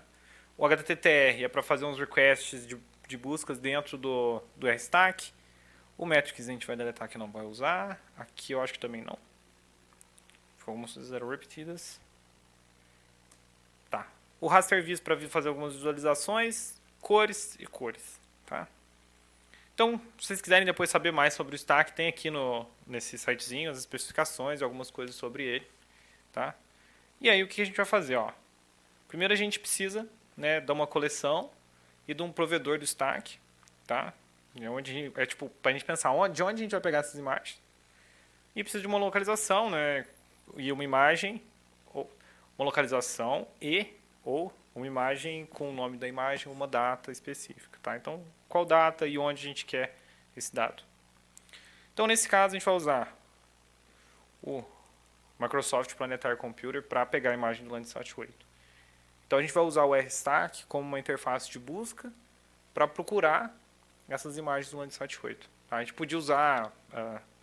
esse do BDC, o Google Earth Engine, ou baixar ela na mão, o Earth Explorer.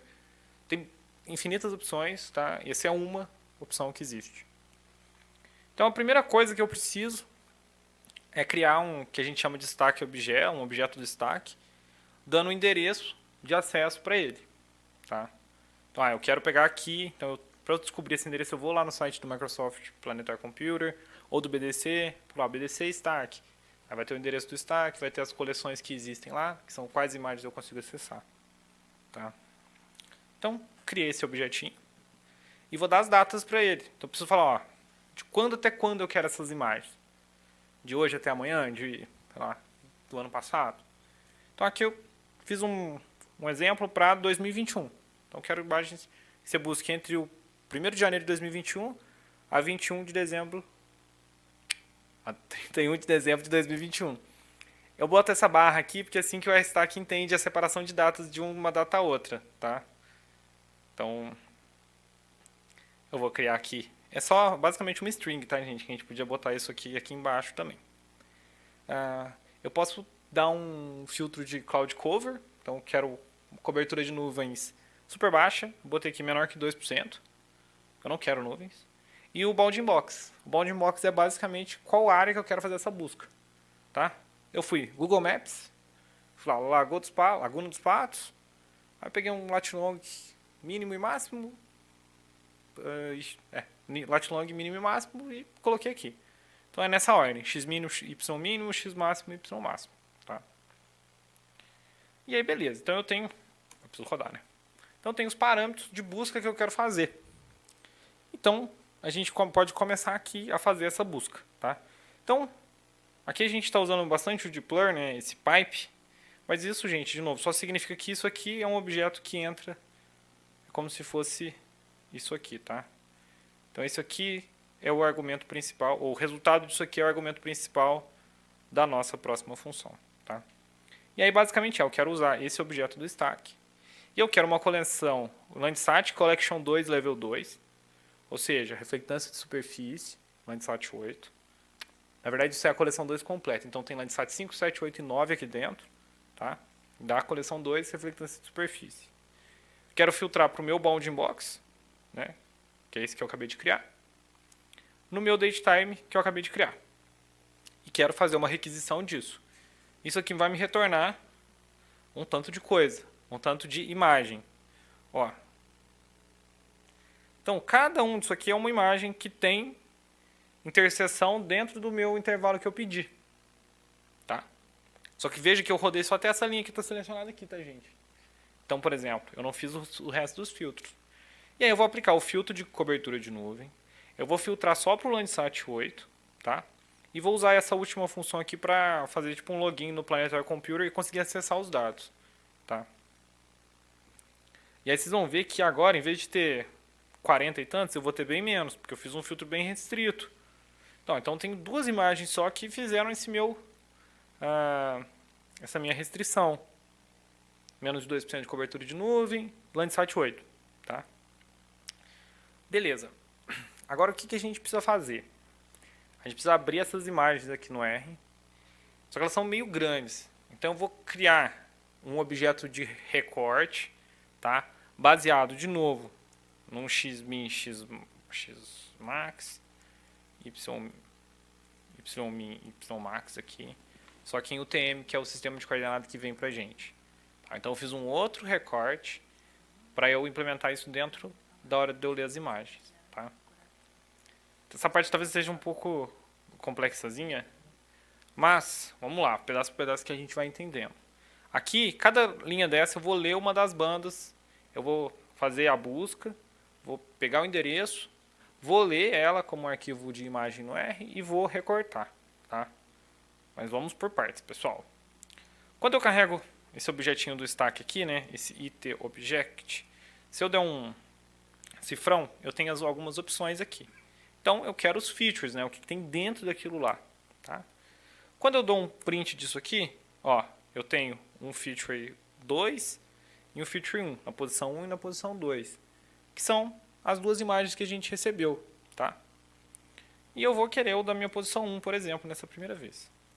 Então, ele vai me retornar um item do stack da posição 1, com a coleção, bounding box e os assets que tem aqui dentro. Opa, aqui, ó, assets tem aqui, ó, Linear 08, Red. Então, as minhas bandas estão aqui dentro. Tá? Então, eu preciso acessar esses assets. Então, eu vou dar um cifrão de novo, assets. Se eu der um cifrão de novo, a gente, ó, blue, por exemplo, e eu tenho várias informações de novo aqui, tá?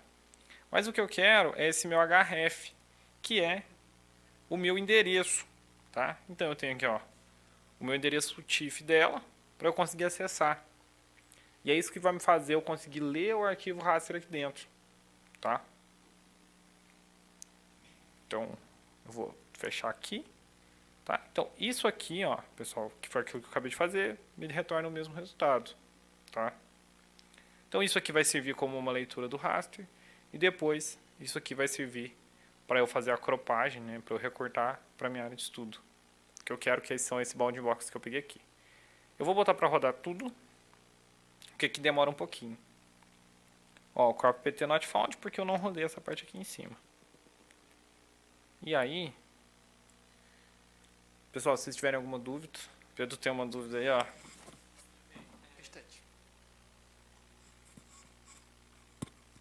Ah, boa.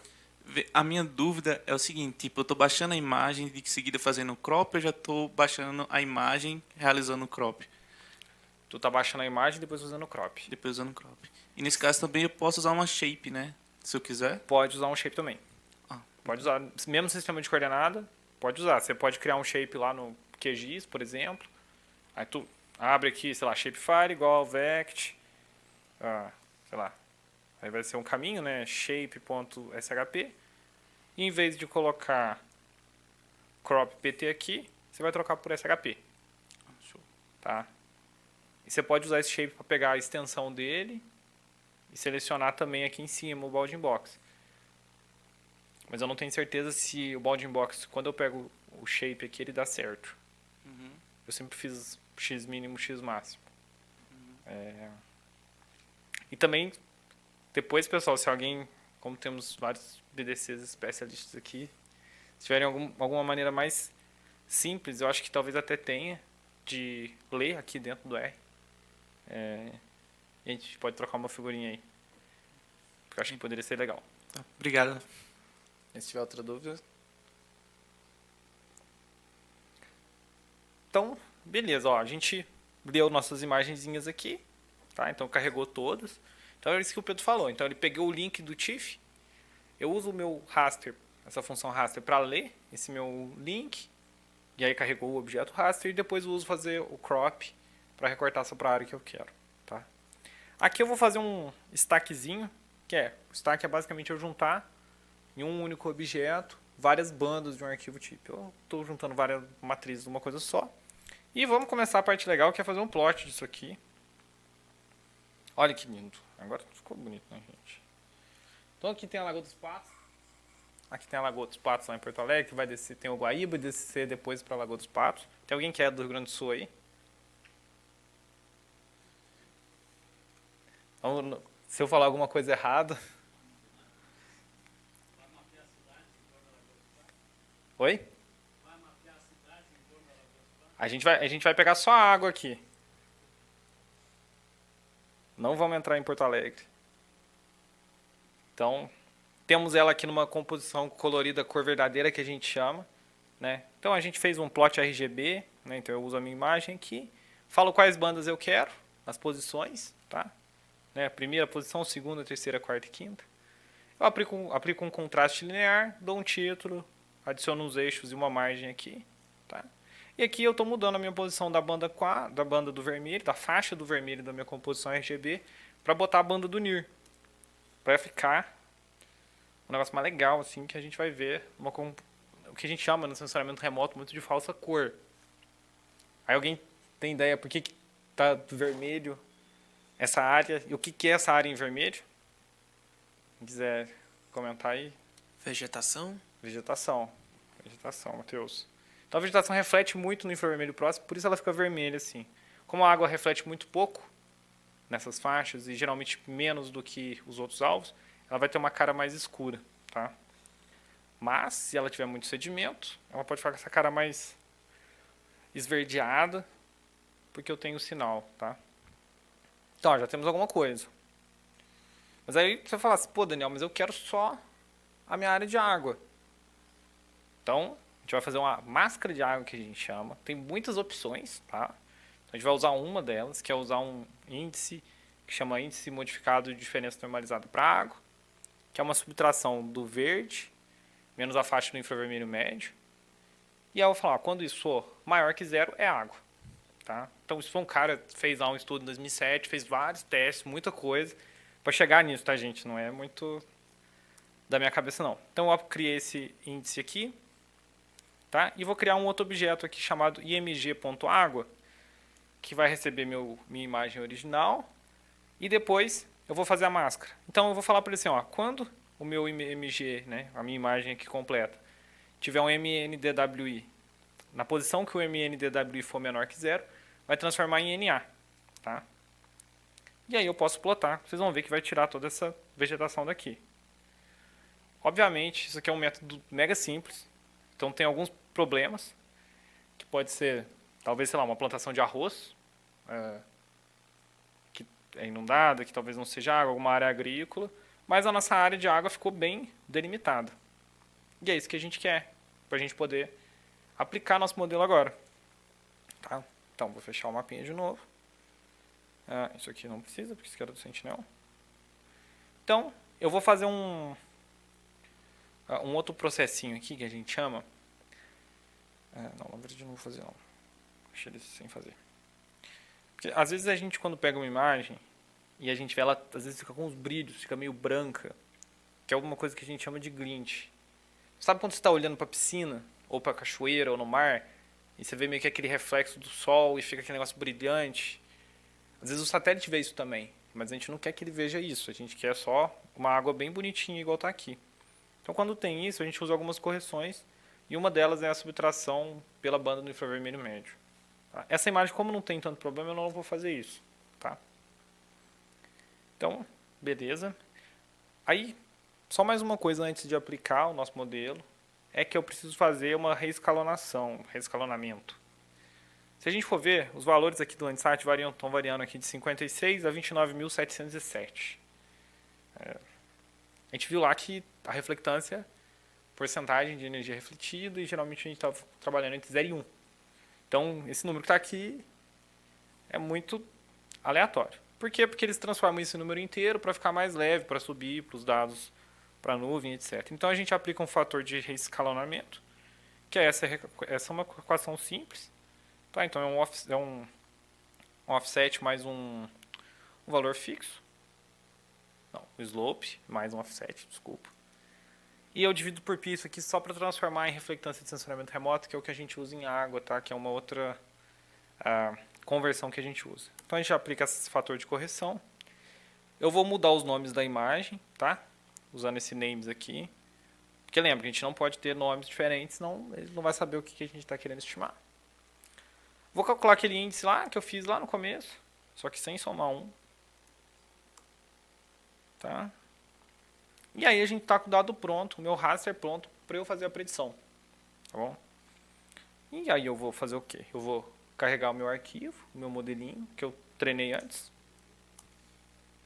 Tá? Oi, vou apertar. Só um instante. Vou pensar em escutar a sua pergunta também na transmissão. Saberia dizer exatamente o que esse pi faz? Tipo, essa correção é no tempo? Não, tá, desculpa. O que acontece? Quando o sensor está medindo, imagina, tem um satélite lá em cima. É como se fosse um sensor que está medindo. Então ele está medindo quanto de radiância está chegando. Tá? A conversão de reflectância, primeiro ele sabe quanto de luz chega lá no topo da atmosfera, converte isso para radiância. Então ele sabe quanto de radiância que está chegando, quanto de radiância que está chegando lá na superfície e quanto que está saindo. No dado de sensoramento remoto para a água, a nossa reflectância, ao invés de ser uma razão da radiância que chega pela radiância que sai, ou da radiância que sai pela radiância que chega, né, que é a reflectância, quanto que refletiu, ela é uma razão da radiância que sai da água pela irradiância. Basicamente é uma conversão para eu transformar a minha radiância em uma irradiância. É como, porque se eu pego a radiância é um negócio direcional, e se eu fazer uma integração disso no hemisfério completo assim, é eu multiplicar por π. Basicamente por isso que a gente divide por pi aqui. Porque o dado de sensoriamento remoto de água que a gente usa tem uma unidade diferente. Então é para fazer uma conversão de unidade, Pedro. Entendi. Não sei se ficou muito claro, a gente pode conversar depois, mas é mais ou menos essa a ideia. Não dá para entender sim. Muito obrigado, Daniel. E aí, beleza. Então, tem mais dúvidas, gente? Tá, então a gente vai carregar nosso modelinho, que é aquele random forest que a gente fez, tá? A gente já tinha carregado, aliás. E vamos fazer a predição dele na nossa imagem. Então vamos clicar no predict aqui, ou no run, né, pra gente rodar. E eu vou criar esse objetinho aqui, ó, rftss.pred, tá? Então aqui é um pedaço que pode ser que demore um pouco mais, um pouco menos, dependendo do tamanho da nossa imagem. Mas é agora que a gente está fazendo a nossa predição final. A gente vai predizer, e aí, ó, rodou. Então é um modelinho que está aqui. Só esse nome que está meio feio, né? Eu vou botar aqui, sei lá, Random Forest. Ele estimou valores entre 2 e 600 miligramas por litro, que é um valor relativamente alto. E agora a gente pode fazer um plotzinho para a gente ver um mapa final com esse resultado que a gente quer. Tá? Aqui eu vou criar uma paletinha de cores variando do vermelho para o azul. Só que do azul para o vermelho. Então, no mapa que a gente for fazer, o azul vai ser concentrações baixas, o vermelho concentrações altas. Eu vou excluir valores maiores que 500, porque são valores muito altos. E pode ser que na nossa visualização não fique tão legal da gente conseguir ver. Tá? E aí eu posso usar essa função aqui de plot, posso usar várias funções para plotar, por exemplo. Posso usar a mais simples, né, que é plot o meu raster. Ele vai plotar. Então aqui a gente já tem alguma ideia das variações. Só que não está muito bonitinho de ver. Né? E você vê que a variação principal ela acaba caindo entre 0 e 200 e pouquinho. Tá? Eu posso até diminuir isso aqui. Ó. Vou até botar menos. Vou até botar 200 aqui. Porque senão a gente tem uma escala muito grande. Agora ficou melhor. E aí eu vou plotar usando essa função de level plot. Então, só transformo isso aqui no stack do raster, que é um outro pacote, porque esse level plot não aceita o dado do Terra. A gente tem alguns problemas de compatibilidade ainda. Vou dar a minha paleta de cor que eu quero usar, que eu acho que vai ser essa aqui, não aquela. Valores máximos de pixel, título do gráfico e a variação das minhas cores. Eu quero até 200 entre 10. Vamos ver se assim vai funcionar bonitinho. E aí a gente pode plotar a nossa imagem ali antes, depois, né? Será? Ou será que não veio nada? Vamos voltar aqui, peraí. Veio sim, ó. E achei que tinha dado errado, hein, gente. Deixa eu botar o RGB só pra gente poder ver. Já sei, peraí. Vamos deixar, ó. Você vai deixar ficar bonitinho assim. Legal. Vamos lá, gente.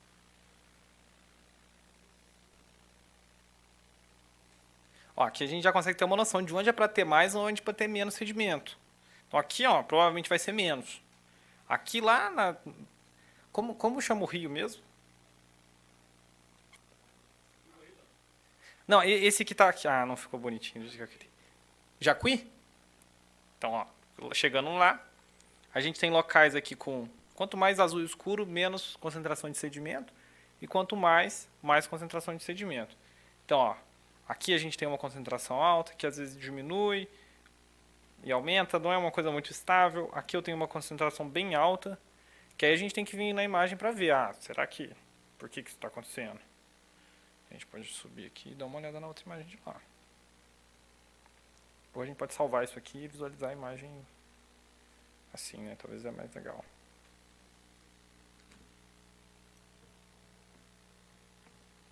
Mas a ideia, pessoal, é que isso sirva como um mapa aí de concentração de sedimento que a gente possa aplicar ali nos papers, enfim. E eu consigo com isso aqui salvar um TIFF, abrir num GIS qualquer que eu queira, no ArcGIS, por exemplo, QGIS, para fazer um mapa talvez diferente ou para analisar de alguma outra maneira, tá? Então a gente pode salvar aqui como TSS. Então a gente vai salvar a imagenzinha.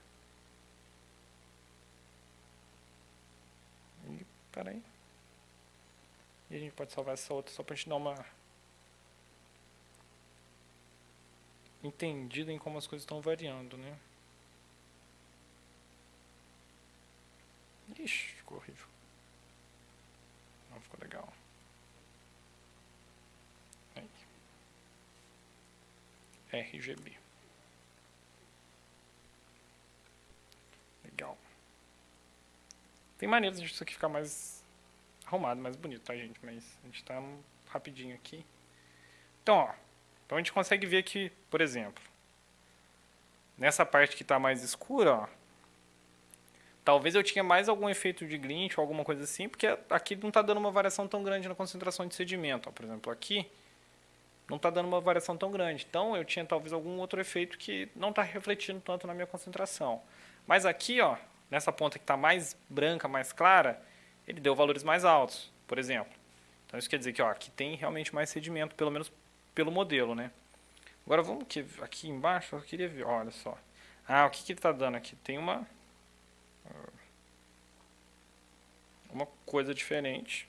Então tem uma parte mais vermelha aqui, que provavelmente deve ser talvez essa parte escura. Ah, isso deve ser uma sombra de nuvem, olha só. Então, olha só a nuvem aqui, que ele tirou a nuvem, mas ele não conseguiu mascarar ela completamente. Então a sombra de nuvem acabou confundindo com sedimento de suspensão. Então talvez esse modelo não está tão inteligente assim.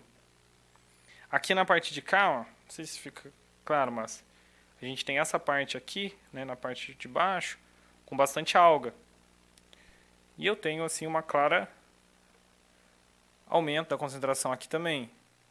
Então as coisas vão se refletindo e vão mostrando como a cor da água vai influenciar dentro desse meu resultado que eu tenho aqui, né, que é basicamente ele está respondendo, né, nessa cor da água. Então essa é a ideia, pessoal, do que eu queria passar para vocês hoje. Acho que tinha uma pergunta ali, Aline. Sim, você estava lá?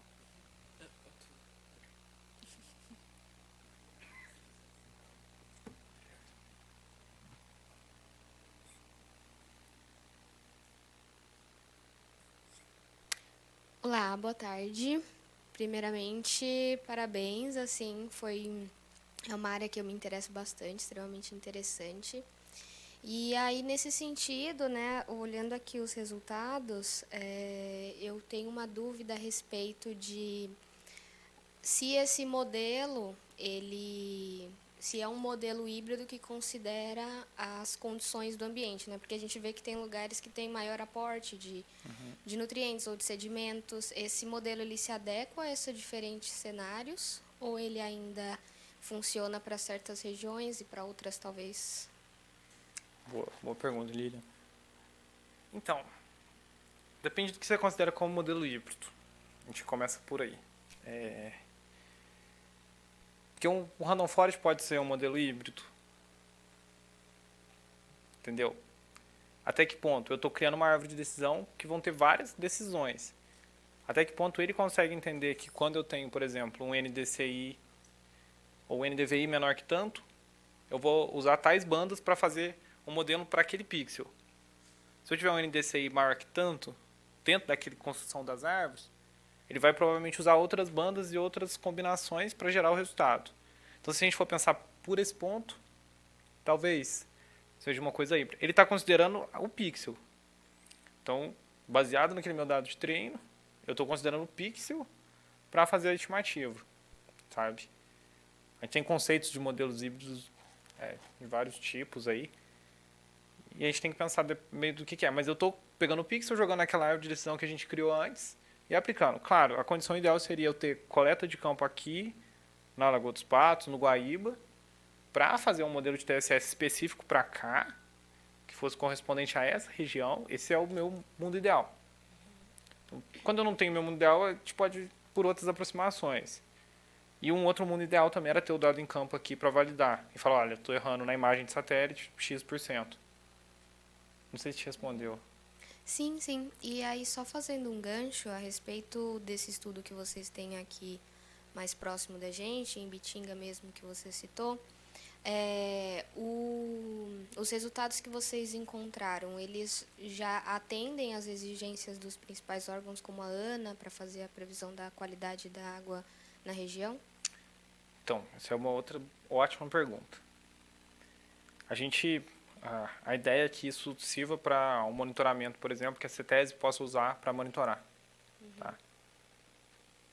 Eu realmente não sei se existe algum protocolo da ANA ou da CETESB ou de algum outro órgão ambiental aqui no Brasil e que fala que, olha, um produto de satélite tem que ter uma acurácia tanto. Sim. A gente tem protocolos de Ocean Optics, Thaís, se qualquer coisa você me corrija, mas que falam que um valor adequado seria 30% de acurácia, sabe? E a gente tenta chegar nesse valor. Muitas vezes a gente não consegue. Então a gente está com alguns modelos aí de transparência, plano de SAT 5 ou 7 com 50% de erro. E a gente não consegue diminuir porque o sensor não tem capacidade funcional para isso. Mas geralmente é isso. A comunidade principalmente de oceano e agora talvez de águas exteriores tenta aceitar 30% como um erro razoável. E aí depende do gestor, né? Do gestor ambiental, da prefeitura ou do órgão ambiental para falar, olha, eu consigo aceitar 30% de erro. E também ele pensar se esse meu erro não é um erro, se é um erro que é tipo como que eu falo? Um erro meio padrão em todas as concentrações, ou se ele é um erro tendencioso. Então, eu não estimo mais que tanto. Então, talvez não serva para o órgão. Mas eu erro 20% em todas as faixas de concentração. Talvez não seja tão problemático. Mas eu acho que depende muito do órgão. Sim, sim. Muito obrigada. Tá, gente, vamos encerrar por enquanto pelas perguntas. Qualquer coisa, vocês têm o contato do Dr. Daniel. Ele vai estar nos outros dias aqui de Orcap também, vai estar no Churrascap. Churrascap, gente. Quem estiver no YouTube aí, ó, assistindo, vai ter um QR Code em algum lugar, né, Aline? Exatamente. Tem vários lugares, toda hora aparece o QR Code para vocês, é só acessar. Queria agradecer, doutor Daniel, por ter participado do nosso hackathon. Nosso hackathon não, do nosso Orcap. E você vai receber um brinde que onde você pode escolher. É um dos boa. nossos pôsteres ou as canecas. Pode ficar à vontade. Eu queria só agradecer primeiro a Aline, o Luan e toda a organização do Orcap. Acho que foi muito legal, gente. Parabéns, estão de parabéns mesmo. Que é muito legal. Eu queria agradecer também o convite, que eu não agradeci no começo. Obrigada, foi uma honra. Então, foi uma honra estar aqui e qualquer dúvida que vocês tiverem, manda mensagem lá pra gente. A gente tem o Instagram também, que é o radar.gel lá, que a Aline falou no começo, que a gente vai compartilhando um tanto de coisa de programação, enfim. Então, tamo lá. Se quiser mandar mensagem pra gente, tamo aí também. Valeu! Então, gente, por enquanto estamos encerrando no momento a parte do Orcap, que é aqui no auditório, tá bom? Agora nós vamos ter a visita guiada e todas as pessoas que vão participar da visita guiada podem esperar no saguão, tá bom? Que a gente vai partir de lá. E muito obrigada para as pessoas que não irão na visita guiada, muito obrigada por estar aqui com a gente. As pessoas, quase 50 pessoas online que nós tivemos hoje, muito obrigada também, entendeu? E eu vejo vocês amanhã, tá bom? Novamente aqui com a gente, presencialmente e online, tá bom? E muito obrigada. Boa noite para vocês. Deixa eu falar na câmera dela.